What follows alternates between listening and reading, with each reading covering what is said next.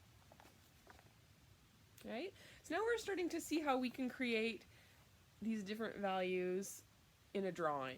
And that's going to be important because like most drawings are not just black and white. We do want to have sort of some shades of gray between them. So this is how to make a value scale with a Sharpie, and you can do all different types of this, right? You can do really any line type that you can think of. So you could do a value scale with like really loopy, and then, you know, if I wanted to make it a little bit lighter, I would not do quite as many loops, and then, right? So those two are looking pretty similar. So maybe this one needs a little bit more, and this one needs a little bit more. There we go. Okay. You could do like scribbly, sort of like a scribble hatching, right?